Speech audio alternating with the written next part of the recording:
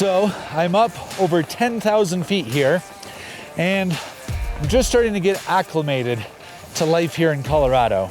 This week I'm going to be exploring some of the fine backcountry, and so I wanted to get a little bit oriented to my surroundings, get my heart beating at this altitude, because my friends, we're in San Juan country.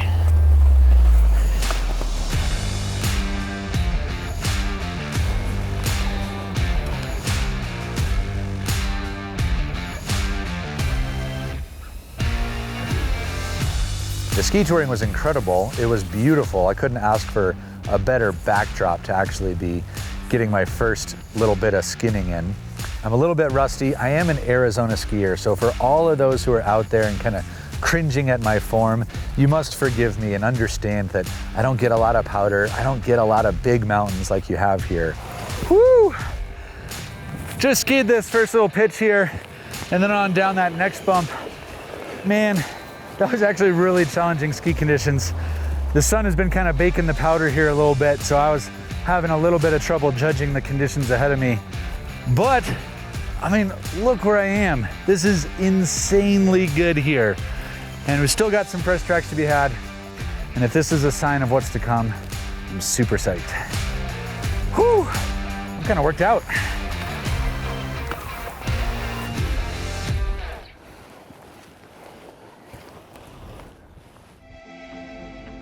A charming mountain town, tucked into the far southwest corner of Colorado, Durango is a gateway to the 2 million acre San Juan National Forest, one of the most dramatic and inspiring natural playgrounds that you'll find anywhere in the United States. Far from the main interstate corridors, Durango is remote and out of the way. And with a population of just 19,000 people, it's not a large city. But what it lacks in size, it makes up for in character. It's got a distinct blend of Southwestern culture and mountain town vibe. A lot of people come to Durango to do a multitude of things, whether that's mountain biking on the great trails that we have around here, hiking, backpacking, and then we also have the Animas River that runs through town where whitewater rafting and tubing and even floating the river are really popular to do in town. If you're not looking for something that's in the outdoor scene, if that's a little bit too much for you, there's of course the famous Durango and Silverton narrow gauge railroad, which is also known as the train that runs right through downtown. One of the great aspects of Durango and one of its most famous features is the Colorado Trail, also known as the CT. The Colorado Trail is a multi-use trail, so used for hiking, biking, horseback riding, and of course camping all along the way. So I'm at a place of special significance. Here in just outside of Durango, Colorado, which is literally like 15 feet the other side of me, I am at the start of the Colorado Trail, or the finish for whichever you prefer. But the Colorado Trail is one of America's truly amazing thru-trail systems. And actually, I have a personal connection to here because a couple years back, my brother hiked this very trail, ending right here. So it feels like a piece of family connection, a piece of family lore. I've been on a few different stretches, but I'm really excited to actually get out and get a little taste of the Colorado Trail as we prepare for the backcountry here. So let's go.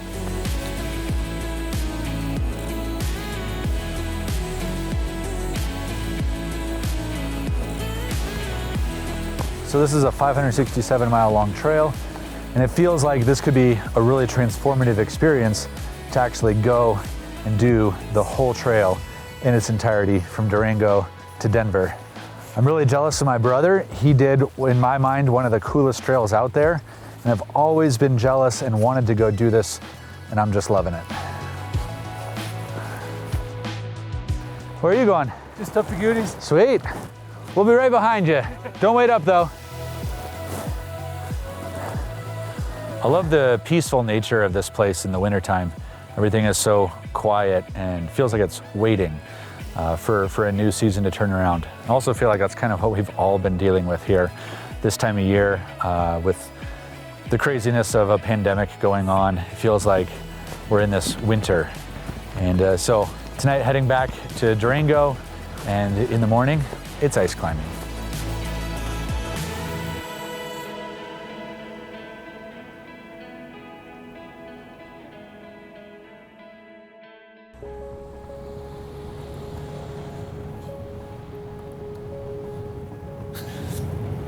Had an early wake-up call this morning. Got up pre-dawn in Durango, Colorado, because I am on the road heading to just south of Telluride, a little box canyon, and today I'm going to be going ice climbing. How's it going? You're Willie? I'm Eric. Nice to meet you. We got the crew here. You're looking good. So I got to meet up with Willi and Dave, and these two are really good, talented ice climbers here in the San Juans. I think the ice climbing around here is, some of the best in the world, really. You can get anything from an entry level to really like signature climbs that are sought out from all over the world, like Bridal Veil or the Ames Ice Hose, and that's quite unique. The ice climbing in the San Juans here entails a lot of backcountry exploration. You have to hike into a deep, dark canyon to find that frozen waterfall. The ice is usually quite brittle as the temperatures are very cold here and there's not much moisture in the air. So that means there's a lot of shattering and cracking around you as you climb these frozen waterfalls. This is our flow for the day. Wow. Welcome. Oh, that's spectacular. The air is going to be quite chillier here as the ice pushes the cold air at us. I can feel it. Feels like we're in a refrigerator or a freezer. More like a freezer. Yeah, right? So you think after today, I'll be ready to take on the North Face team? After today, you'll be ready to take on the North Face team. All right, I think so.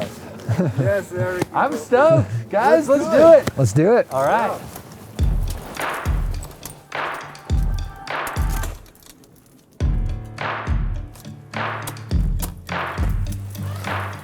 We just arrived at this stunning ice wall. Normally this would be a waterfall in the summertime. But here it's of course all frozen up because it is cold in this box canyon. I have limited experience actually ice climbing, so they're just giving me a tutorial. And now it's about time to rope up and get up this ice wall.